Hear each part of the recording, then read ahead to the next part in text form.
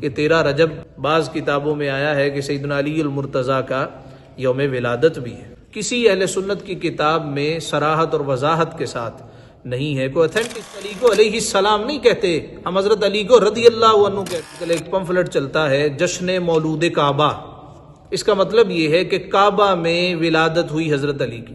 2 شخصیات مشہور ہیں جن کی ولادت کعبہ میں، سیدنا علی المرتضیٰ رضی اللہ تعالیٰ عنہ۔ ایک جنگ میں ایک کافروں کی طرف سے شخص آیا، اس کا نام تھا ابن عبد ود۔ ود ایک بت کا نام ہے، قرآن میں بھی ہے ودا ولا سواع ولا یغوث ویعوق ونسرا۔ وہ آیا، سواری پہ سوار تھا، کہنے لگا اے محمد صلی اللہ علیہ وسلم، میرے مقابلے میں تمہارے پاس کوئی بندہ ہے تو بھیجو۔ آپ نے حضرت سیدنا علی المرتضیٰ رضی اللہ تعالیٰ عنہ کو اشارہ کیا، اس کے سامنے آئے، کہنے لگا تو کون ہے؟ فرمایا میرا نام علی ہے۔ کہنے لگا اچھا تو ابو طالب کا بیٹا ہے؟ کہا ابو طالب کا بیٹا۔ کہا میں ان کو جانتا ہوں، میں تیرے باپ کو بھی جانتا ہوں، تیرے فلاں فلاں رشتہ دار کو بھی جانتا ہوں، تیرے ساتھ میری لڑائی بنتی نہیں ہے۔ آپ نے فرمایا تو جانے کس کس کو جانتا ہے؟ میں تو فقط محمد مصطفیٰ کو جانتا ہوں۔ یہ 13 رجب بعض کتابوں میں آیا ہے کہ سیدنا علی المرتضیٰ کا یوم ولادت بھی ہے۔ کسی اہل سنت کی کتاب میں صراحت اور وضاحت کے ساتھ نہیں ہے، کوئی اتھینٹسٹی نہیں ہے، لیکن مولا علی کے پیدا ہونے کی کس مومن کو خوشی نہیں ہے؟ ہر ایمان والا اظہار خوشی کرتا ہے، وہ 13 رجب ہو، وہ 28 رجب ہو۔ سیدنا علی المرتضیٰ رضی اللہ تعالیٰ عنہ جینون بہادر تھے، نبی اکرم صلی اللہ علیہ وآلہ وسلم کے داماد تھے، ساری زندگی سرکار کے ساتھ انہوں نے گزاری۔ جب نبی پاک صلی اللہ علیہ وآلہ وسلم نے سب سے پہلے اعلان نبوت فرمایا اور اپنے قریبی رشتہ داروں کو دعوت دی تو مولا علی سب سے پہلے بولے یا رسول اللہ صلی اللہ علیہ وسلم، میری عمر اگرچہ کم ہے، میری ٹانگوں میں ابھی اتنی سکت نہیں ہے، لیکن میں گواہی دیتا ہوں کہ آپ اللہ کے رسول ہیں، اور میں جب تک اس جان میں جان ہے آپ کا ساتھ دیتا رہوں۔ ساری زندگی حضور کے ساتھ رہے۔ نبی پاک صلی اللہ علیہ وآلہ وسلم نے اپنی سب سے پیاری صاحبزادی سیدہ خاتون جنت رضی اللہ تعالیٰ عنہ کا نکاح کیا تو وہ بھی حضرت علی المرتضیٰ سے کیا۔ اب سیدنا علی المرتضیٰ کے حوالے سے آج کل ایک پمفلٹ چلتا ہے جشن مولود کعبہ، اس کا مطلب یہ ہے کہ کعبہ میں ولادت ہوئی حضرت علی کی۔ 2 شخصیات مشہور ہیں جن کی ولادت کعبہ میں ہوئی، ایک ہے حکیم بن حزام اور ایک ہے سیدنا علی المرتضیٰ رضی اللہ تعالیٰ۔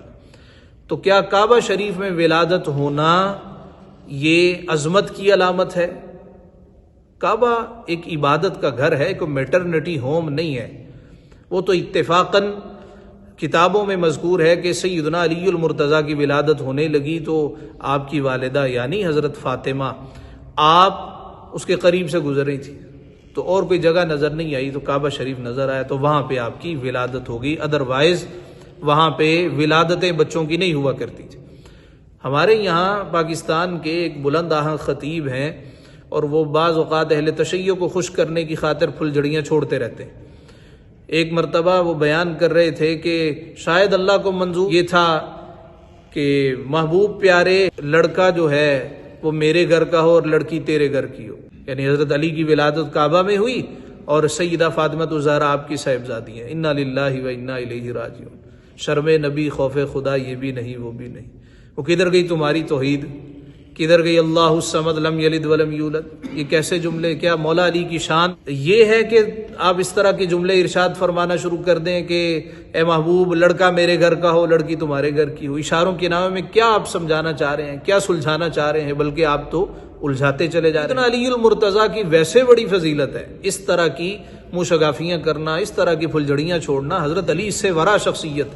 ہم حضرت علی کو علیہ السلام نہیں کہتے، ہم حضرت علی کو رضی اللہ عنہ کہتے ہیں۔ کیوں علیہ السلام تو ہر مسلمان کو کہا جاتا ہے، السلام علیکم، آپ پہ سلامتی ہو، لیکن جو بڑے لوگ ہیں، صحابہ ہیں، ان کو کیا کہا جاتا ہے؟ رضی اللہ عنہم ورضوا عنہ۔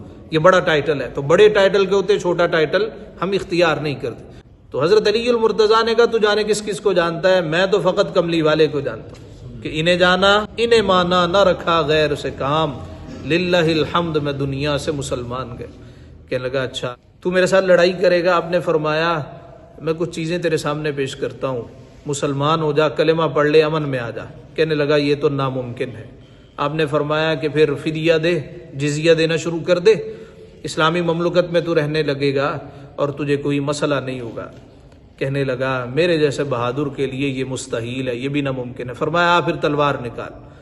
کہنے لگا روئے زمین پہ تو پہلا بندہ ہے جس نے ابن عبد ود کو اس طرح للکارا. اتنا وہ بھاری بھرکم پہلوان تھا کہ اپنے سر کے اوپر خود کے اوپر اس نے ایک پتھر لگایا ہوا تھا، جس طرح کے بہادر بعض اوقات مور کے پنکھ لگا دیتے.